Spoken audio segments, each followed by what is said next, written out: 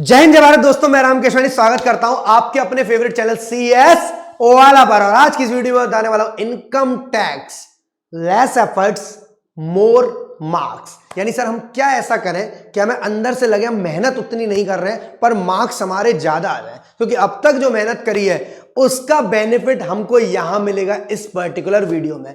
आप क्या गलतियां करते हैं ये भी बताऊंगा और कैसे करना है इनकम टैक्स, कैसे पढ़ना है इनकम टैक्स कि यूं इनपुट अंदर चला जाए और आउटपुट एग्जाम में निकल कर आए 100% प्रोडक्टिविटी के साथ।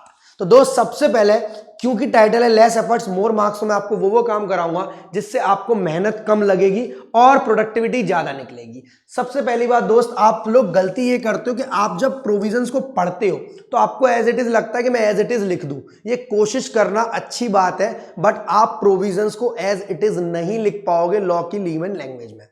आप क्या करोगे, उस पर्टिकुलर चीज को ज्यादा से ज्यादा रीड कर लो, प्रोविजंस अपने आप याद हो जाएंगे। उसमें डेट की बात हो, उसमें रेट की बात हो, उसमें अमाउंट के लिमिट की बात हो, विच एवर इज हायर हो या विच एवर इज लोअर हो, इन सब चीज को रीड कर लें। रीड करने के बाद आप अपना मेन क्रक्स लिख लें।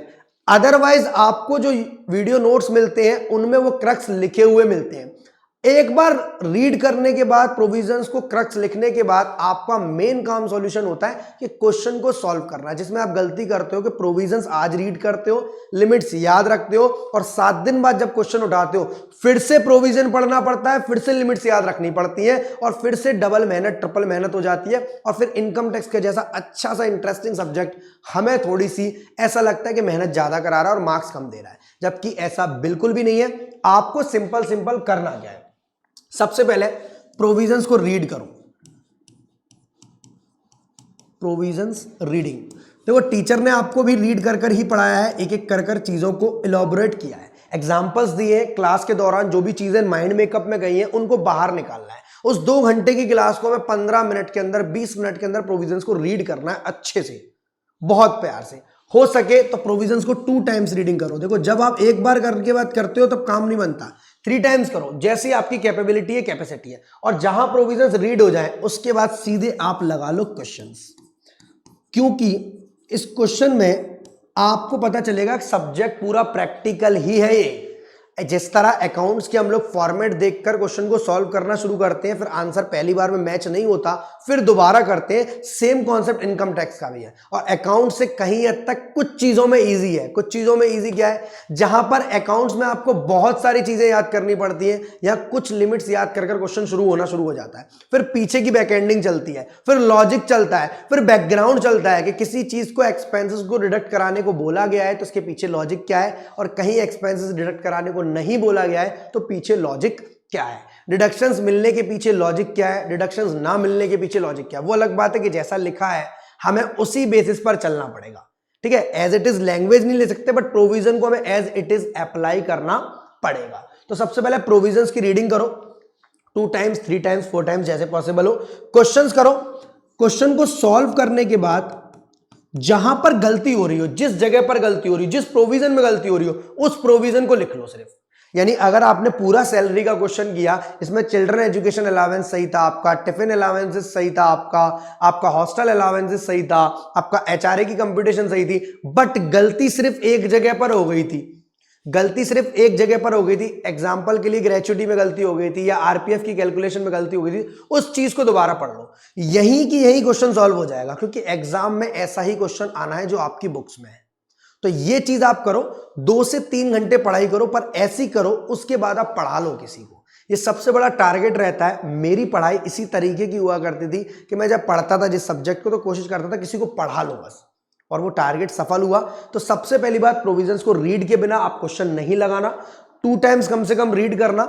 जो भी चीजें हैं उनकी लिमिट्स आप लिख लो। लिमिट्स मतलब जो भी चीजें उसमें क्रक्स है, whichever is higher whichever is lower, अपने नॉर्मल लैंग्वेज में, राइटिंग साफ में लिखो या गंदी में लिखो, कोई फर्क नहीं पड़ रहा, वो सिर्फ आप अपने लिए कर रहे हो।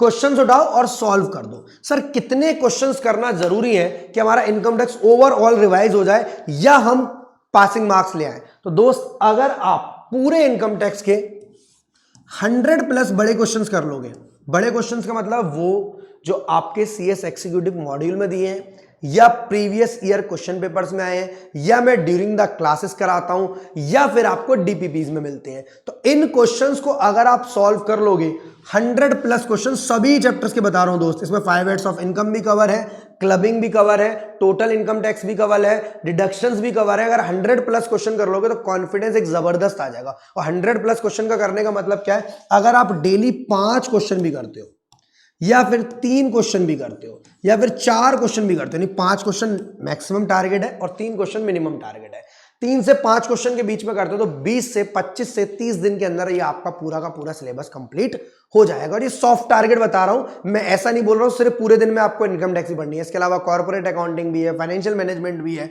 कंपनी लॉ भी है, जीआईजीएल भी है। सभी सब्जेक्ट्स को मद्देनजर रखते हुए ये बात कर रहा हूं कि आपके लिए इनकम टैक्स किस तरह ऐसा बन जाए कि आपका फेवरेट सब्जेक्ट होने लगे और एग्जाम में आप इसमें भी एग्जाम्शन लाने की सोचें। तो 100+ क्वेश्चंस करने हैं, प्रोविजंस को रीड करना है 2 to 3 टाइम्स, उसका मेन क्रक्स आपको अपने हाथों से लिखना है, क्योंकि टीचर ने बोला वो माइंड में याद रहा, बट दूसरे प्रोविजंस के चक्कर में आपस में कंफ्यूजन हो जाती है।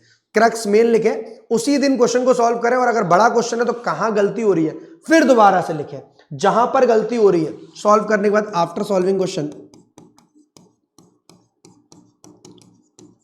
जो मिस्टेक्स हो रही हैं, जो गलतियां हो रही हैं, जिस प्रोविजन में गलती है सिर्फ उस प्रोविजन को याद रखें, बाकी सब चीजें छोड़ दें। तो यहां तक हमारी ये प्यारी सी वीडियो थी जो आपको ये बताती है कि सर इनकम टैक्स में लेस एफर्ट्स मोर मार्क्स। अब तक आप क्या करते थे, एफर्ट्स ज्यादा डालते थे, प्रोविजन को याद रखते थे, फिर चीजों को करते थे, पर उतना अच्छे से चीजें समझ में नहीं आती थी, उतने अच्छे मार्क्स नहीं आ पाते थे, उतना कॉन्फिडेंस डेवलप नहीं हो पाता था। बट एक बार इस चीज को करो तो डेफिनेटली आपको वो कॉन्फिडेंस आएगा कि आप इस वीडियो पर आकर कमेंट सेक्शन में बताएंगे कि सर रियल में ये चीज जो है हमारी मेन काम कर रही है। इसी के साथ मिलते हैं अगली वीडियो में, तब तक के लिए जय हिंद जय भारत दोस्तों, love you to all of you, be happy always.